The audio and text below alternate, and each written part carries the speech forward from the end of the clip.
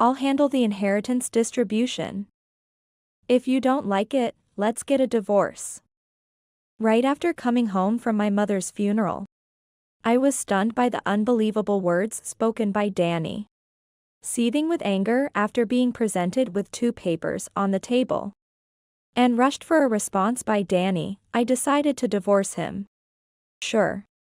Danny, who had expected me to meekly agree to his proposal, was confused by my response.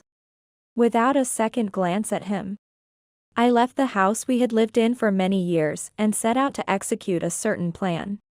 My name is Kate Hansen, I'm 30 years old. I'm a housewife, married for 5 years to my husband Danny, who is 5 years my senior and works at a local bank. These 5 years have been hellish for me. Danny is the bottom of the barrel at work, lacking motivation and believing that as long as he meets his quotas, nothing else matters. This attitude has made him an outcast at his workplace. Seriously, only fools work hard. It's smarter to relax and not stress over work, right? When I went to pick up a drunken Danny from a company drinking party, I was speechless to see him making pitiful statements to a junior colleague. Despite sounding like he was succeeding at work, I, who had been informed by his colleagues about his poor work attitude, was appalled to hear him speak. Danny, who never commits to anything, ridicules those who earnestly try their best.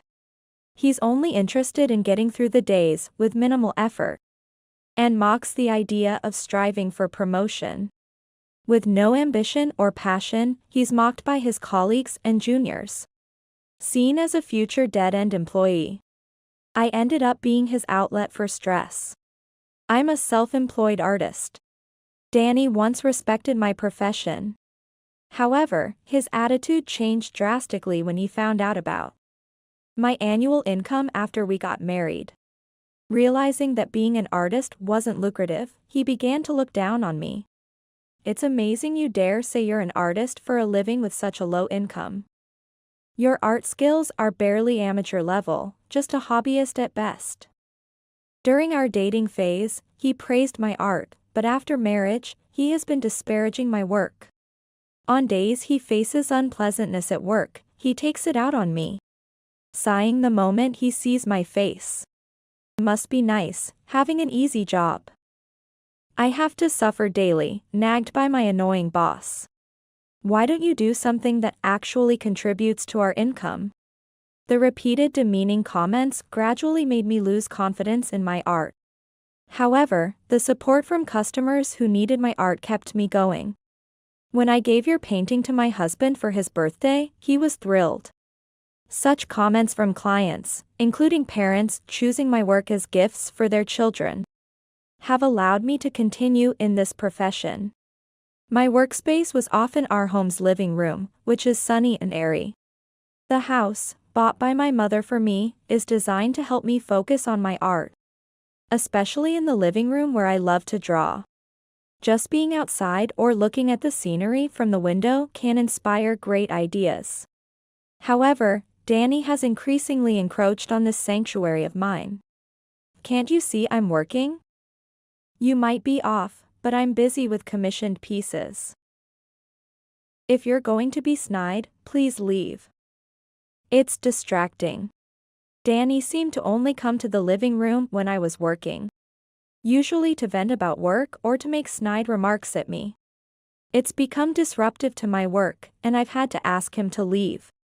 To which he responds with a mocking smile.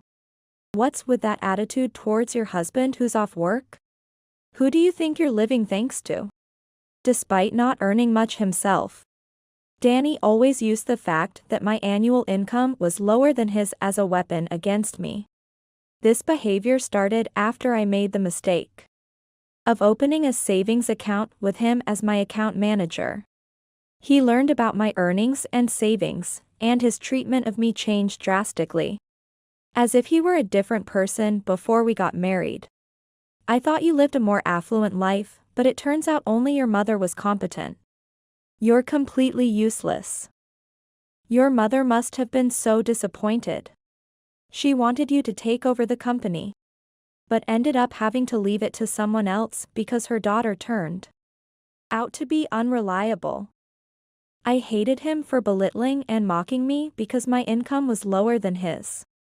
However, as he said, I am currently living a life doing what I love. If I wanted to be filial, I should have taken the lead in running the company openly. But after discussing it with my mother, I chose not to follow that path. You should live freely. I don't want you to walk the path laid out by your parents. Do what you love and devote yourself to it. I want to support your actions. I indulged in my mother's words and pursued my current path. However, the more I tried to convey my feelings to him, the uglier our arguments became, wasting my energy. Thinking it was foolish to continue, I stopped responding to him from that day on. Letting his words go in one ear and out the other was the least mentally taxing approach I learned over the years. When Danny realized he wasn't getting a response from me, he would click his tongue and return to his room. Since ignoring him resolved the issue, I continued to let his words wash over me until a sudden event changed everything. My mother, who was in a facility, passed away. My mother was the president of a major car manufacturer with over 7,000 employees. Known as the most popular car manufacturer in the US at the time. There was no one in the industry who didn't know her name. When I was 28, my mother resigned as president, planning for a generational change to let me take over. However, knowing I was focused on painting, she entrusted the company to my best friend, Sarah Manning. Sarah and I were best friends and childhood friends, living like family in the same neighborhood, and my mother trusted her. However, Danny was unaware of this fact. Sarah had asked me not to tell Danny that we were best friends. I was hesitant to tell you about our school days. But listening to your recent stories, I thought it was better to let you know. Sarah told me about Danny from our high school days. They were in different classes, but knew of each other. Danny was notorious for being a troublemaker. You know, there's always that one person in class who disrupts lessons and enjoys teasing the teacher. That's your husband. I wasn't in the same class, so I never saw it firsthand, but I heard plenty from friends. Sarah made sure to visit our home when Danny wasn't around, since she had changed her surname after getting married. Danny, even if he saw her at the wedding, didn't recognize her as a high school classmate. Thanks to this, Danny is still unaware of my relationship with Sarah. I've told him I have a close female friend, but he seems uninterested in anything but money. Just do whatever. That was the end of the conversation, and he never asked about Sarah. I heard rumors about him being greedy for money back then. Some people complained that he hadn't returned the money he borrowed. So I wondered if you were okay. But since he's working at a bank and providing for the house, I thought it wasn't necessary to say anything. But I still have a negative impression of him. That's why I asked you to keep quiet about me. I don't want to be bothered if he starts asking for money. Listening to Sarah speak with a troubled smile, I sighed. Before marrying Danny, I never sensed such a side to him. Instead, he seemed like a sincere, good-natured young man, likely to be well received by parents. That was my first impression of him. We met when Danny visited an exhibition where I was displaying my work. At the time, I was struggling with my art, feeling stuck and losing confidence. Wondering whether I should continue, I painted every day amidst these doubts. Danny spent hours looking at one of my paintings during those difficult times. You've been looking at that painting for a while, haven't you? While other paintings were garnering interest from customers, there was one that went unnoticed by everyone except for Danny, who was mesmerized by it for hours. Curious, I couldn't help but approach him. Is that bad? No, not at all. I was just wondering why you've been looking at that painting for so long. Danny lacked a sense of aesthetics. Yet, it was perhaps because of this lack that he expressed the following thoughts. I don't know. Honestly, I have no interest in art, but somehow, I can't take my eyes off this painting. Even when my friend who brought me here told me it was time to leave, I couldn't move from this spot. I'm drawn to it. I feel like the person who painted this must have gone through a lot of pain and struggle, repeatedly redoing it. I don't know why, but that's what I thought, and I couldn't move. It's funny, isn't it? A guy who doesn't understand art talking like this. Seeing Danny scratch the back of his head with a bitter smile, I felt genuinely drawn to him. His words, coming from someone who knew nothing about art, were incredibly validating for me. Knowing that someone understood the turmoil I put into my work was the most wonderful feeling. Before I knew it, I found myself revealing that I was the artist. This revelation became the starting point of our interaction. Danny, who initially had no interest in art, began attending every exhibition where I displayed my paintings. Could I visit your studio sometime? I'd really like to see you paint. I was thrilled that he took an interest in me.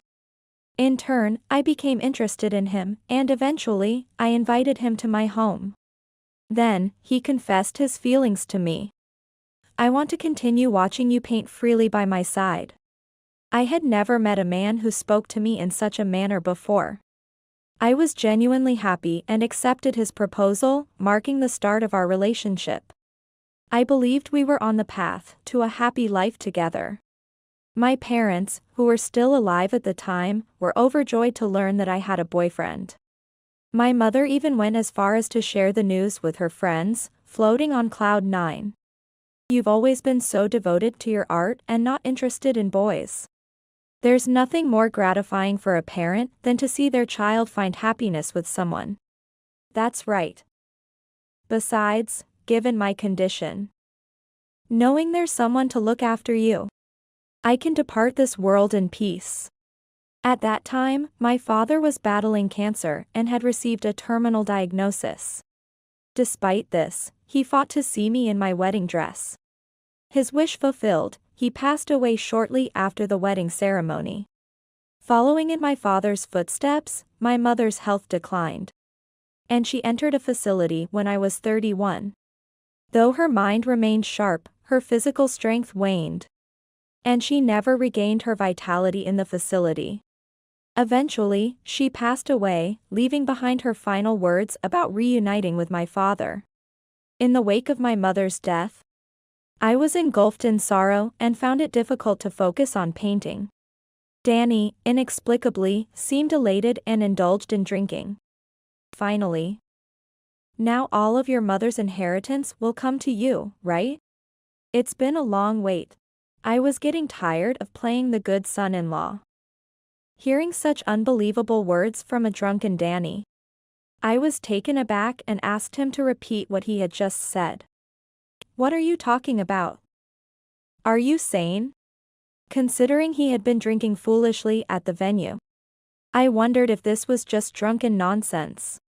However, even as a drunkard's ramblings, his words were inexcusable. With a furrowed brow, I pressed him for an answer, only to be met with his mocking smile. Of course. I had to suck up to your parents. Or else I might not get my share of the inheritance. Come on, my name's got to be in the will somewhere, right? Who's got it? A lawyer? Fury rose within me as Danny chuckled dismissively. Here I was, emotionally shattered by my parents' deaths, and he was bringing up money? His insensitivity and callousness left me feeling utterly despondent. Stop it. Don't talk about such things so lightly. Can't you differentiate between what should and shouldn't be said? I rarely allowed myself to speak so emotionally to Danny, but I couldn't contain my anger this time. Hatred surged within me for Danny, who had put on a pleasant face for my parents only for the sake of inheritance, and then showed his true colors as soon as they passed away. Hearing Danny speak only of money brought to mind a past story Sarah Manning had shared with me. I had heard rumors back then about him being greedy for money. Realizing that those stories from our school days were true chilled my feelings for him instantly. Is shouting really necessary? I was just enjoying my drink, and now you've ruined the mood. His attitude, as if I had spoiled the atmosphere, only added to my irritation. I had been patient because he seemed to care about my parents. But if all his actions were motivated by such plans from the beginning, then was his interest in marrying me, pretending to be interested in my art, all a facade? Doubts about all his actions began to surface when Danny made a shocking move. The next day, when I walked into the living room, Danny, unusually up early, was waiting for me, completely sober from the previous night's drinking. It seemed he had something serious to discuss. As expected, he motioned for me to sit across from him. I did as asked, warily eyeing him. Then, Danny placed a signed divorce paper and what appeared to be a contract on the table, starting an unbelievable conversation. I was too drunk to talk properly yesterday. Let's talk seriously now. Did you check with the lawyer about the will? I couldn't understand how he could still talk about money after what had happened. Didn't he remember I told him to stop? Not to mention his disrespectful comments about my mother yesterday. How much does he remember, and what was said in the heat of the moment? No. Even if said impulsively, insulting my mother is unforgivable. I won't let those words be forgotten. With that thought, I angrily confronted him. After being told not to talk about it yesterday, how can you so casually bring it up again? And you called my mother an old hag without any apology. Don't shout, it's hurting my head. If calling her an old hag bothered you, I apologize. My bad. Is that okay, now? What kind of apology is that? His insincere apology only fueled my anger further. I continued to press him, but Danny showed no sign of genuine remorse. The conversation remained at an impasse. Realizing we were getting nowhere, I stopped pressing him and shifted the topic back to the inheritance issue. I haven't contacted anyone, nor have I heard anything. How can I even think about inheritance when we haven't even started sorting through her belongings? My mother just passed away, you know. I see. Then, sign this contract. What? Shocked by the document he presented, which stated that all inheritance matters would be handled by Danny and that I would not interfere, and even mentioned divorce if breached, I was speechless. I'll handle the inheritance distribution. If you don't like it, let's get a divorce. The inheritance that becomes yours is also mine, right? So, I should be free to do whatever I want with your stuff. What's yours is mine, and spouses share their property, right? I'm offering to handle it because you're not capable. You should be grateful. Hearing his words, something snapped inside me. Without signing the contract, I turned towards my room, ready to leave the house. Hey, wait. What are you doing? Sign it. If you don't, we're getting a divorce, you know? Are you listening? Yes, I hear you. That's why I'm getting ready to leave the house now. Huh? He must have thought I would quietly sign. The unexpected response seemed to freeze him in place, and I almost laughed. Hey, what are you talking about? Divorce, you know? Splitting up? Do you understand what that means? I told you I understand. I'm sorting my things, so don't bother me. Years of pent-up frustration and dissatisfaction reached a tipping point when I saw Danny yesterday. The contract was the final straw. There was no way we wouldn't divorce after this. Ignoring a dumbfounded Danny, I quickly started packing. Danny tried to stop me, but I paid him no heed. In his panic, he seemed incapable of observing his surroundings calmly. Without him noticing, I took the divorce papers and decided to leave the house we had lived in for many years. Well, thank you for everything up until now. What? Wait a second. Ignoring Danny's calls, I got into a car I had arranged beforehand and fled to my parents' house. Then, I headed to the bank where Danny worked to carry out a certain plan. Aren't you Mr. Hansen's wife? Danny had taken consecutive days off for the funeral arrangements. It was only natural for the employees to be surprised by the sudden appearance of his wife. Thank you for everything. Is the branch manager available? I have something to discuss, so it would be helpful if you could call them. I asked to see the branch manager and informed them of my intentions with a smile. Oh, Mrs. Hansen. What brings you here? No need to call me that anymore. I'm a complete stranger now, not his wife. Anyway, I have something to discuss with you. Announcing my divorce out of the blue caused a stir in the bank. Ignoring the shocked reactions around me, I continued my conversation. I'd like to cancel the account with $300 million in it. Also, please cancel my personal savings account right now. I don't think I'll be needing your services anymore. What? The sudden request visibly shocked the branch manager. It didn't take long for another employee, realizing the gravity of the situation, to call Danny. Danny, disheveled and in his home clothes, rushed to the bank in a panic. Hey, what are you doing making decisions on your own? Danny, please calm down. Let's go to the reception room. Mrs. Kate, please come too. The branch manager, unsure of how to address me following the divorce news, led both Danny and me to the reception room. The rest of the staff looked at Danny with dismay, whispering amongst themselves. Danny, feeling the weight of unwanted attention, glared at me as if to say I was causing unnecessary trouble. However, I didn't meet his gaze and followed the branch manager with a firm demeanor. Once we were seated in the reception room, the manager, puzzled by the situation, asked for clarification. So, you want to cancel all accounts you have with us? What's going on? Exactly as I said. I want to cancel all the accounts I have under my name.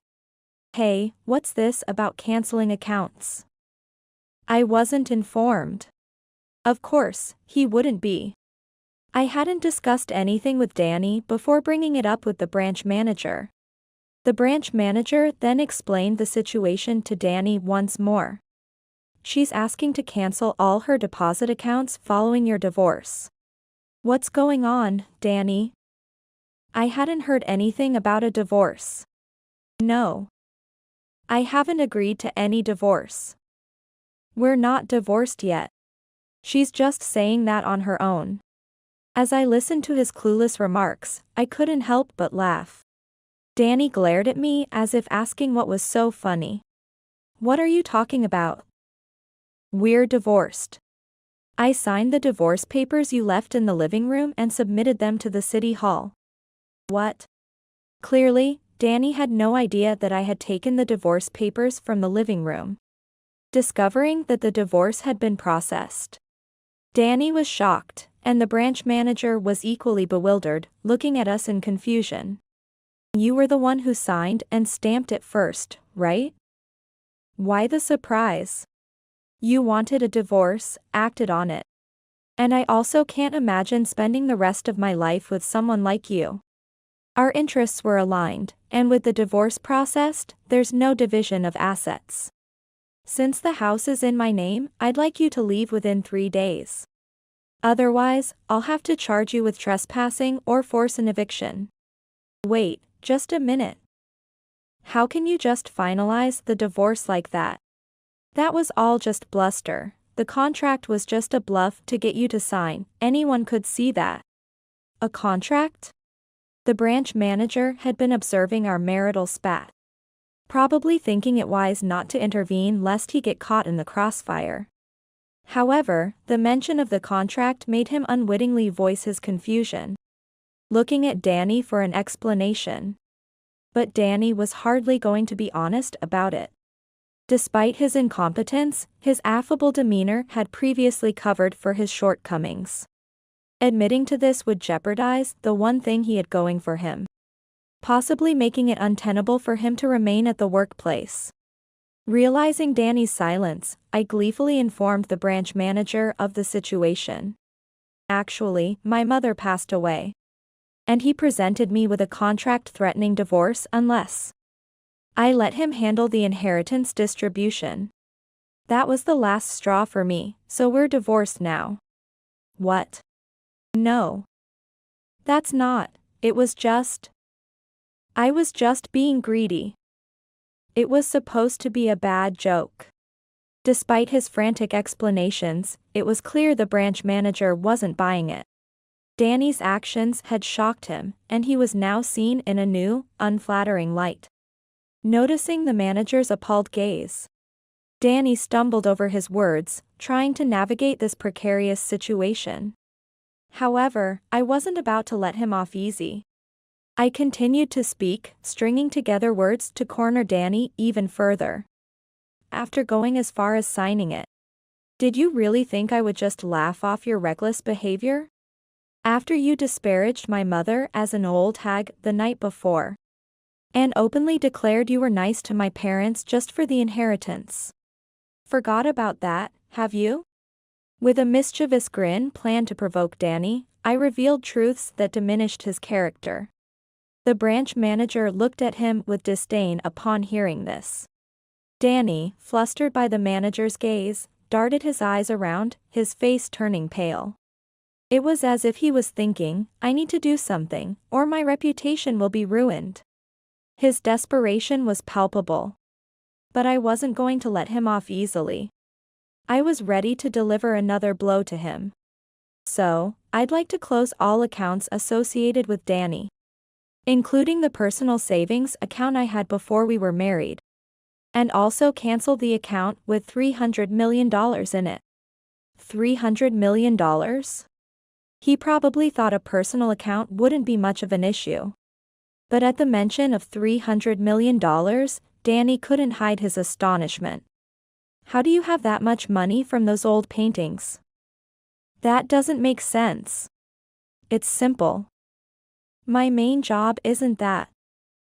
I have money because of my other profession. What do you mean that's not your main job? Sighing deeply, I pulled a business card from my bag and handed it to him. This is my real job. Painting is more of a hobby, almost a side job. CEO. Is this your parents' company name? You took over that company from your mother. In front of the branch manager, Danny blurted out, your mother's company, immediately regretting his words. But it was too late. The branch manager glared at Danny, who lacked any sense of decency, with a stern expression. But Sarah was supposed to be the president of that company. Why are you the CEO? I wonder how you came to know about Sarah. I never mentioned anything about the company, did I? I kept quiet about being connected to Sarah as well. How did you find out, I wonder? Seeing Danny hastily cover his mouth in panic, sweat began to bead on his forehead. To him, I disclosed a shocking truth I had learned from Sarah. The answer is simple. It's because you started making advances towards Sarah with money in mind, right? She told me over the phone just now that you approached her on social media, dragging my mother into the conversation. Saying this, I began to play a recorded conversation I had with Sarah's permission, which detailed the day he contacted her, including attempts to invite her to a hotel. Hearing this, the branch manager's face twisted in disbelief, and Danny turned deathly pale, completely at a loss for words. You didn't know Sarah and I are friends.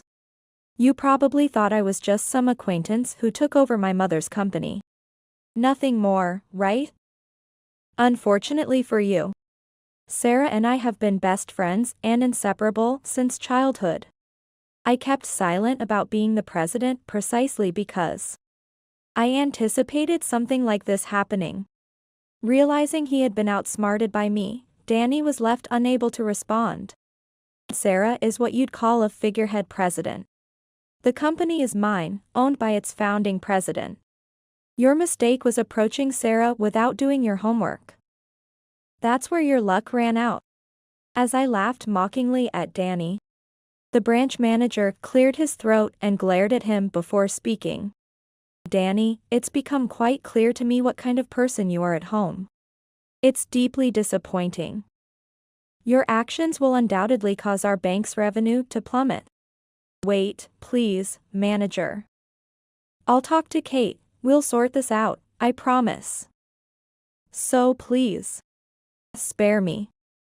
There's nothing to discuss between us. And my decision to close the accounts here won't change. At that moment, the branch manager turned back to me and offered a solution. If we were to fire this man from our bank, would you consider not closing your accounts? What? Shocked by the manager's proposal, Danny couldn't believe his ears. I hadn't expected such an offer either and looked on interestedly. We would prefer not to lose your business. When weighing the importance of keeping your accounts versus keeping him employed, it's clear we value our relationship with our customers more. He's been a source of complaints at work, and we've been struggling with how to deal with him. If keeping your business means letting him go, we're prepared to do so. That's a violation of labor laws. I'll report you to the Labor Standards Bureau. Hearing this, the branch manager turned to reveal Danny's misconduct. Feel free to try. In turn, we'll file complaints about your disgraceful behavior towards female employees and bullying of juniors. You're mistaken if you think I wasn't aware. If you decide to take legal action, we'll hire an attorney and take appropriate measures. Realizing everything was exposed, Danny deflated completely, regretfully holding his head. This isn't how it was supposed to go. Why? Ignoring his pitiful murmur, I coldly concluded our confrontation. The price of using people for your greed always comes back to haunt you. All of this, it's the seeds you sowed yourself. Reflect on it and accept your punishment. This marked the end of the long battle between me and Danny. He was subsequently fired from the bank and had to leave my house, despite his pleas to reconsider the divorce. Threatening to call the police made him hastily retreat to his parents' home. However, I had already informed his parents about everything, leading to his disownment. The saga didn't end there. I consulted a lawyer about his abusive statements and submitted all the evidence I had secretly collected. We decided to sue for damages. Sarah also sued him for his persistent invitations and harassment. With his extravagant spending habits, Danny was broke and now lives a life of poverty in a tiny apartment, working tirelessly to pay off debts. Having reclaimed my peaceful life, I find both my work and personal life fulfilling. Kate, you've been really vibrant lately. Your art and your expressions, everything's brighter. Maybe it's because you've been by my side, Sarah? My brush feels alive, and I'm just loving painting right now. My skill as an artist had visibly improved. An antique art dealer among my clients highly praised my work, leading to a surge in popularity and the opportunity to hold my own exhibition.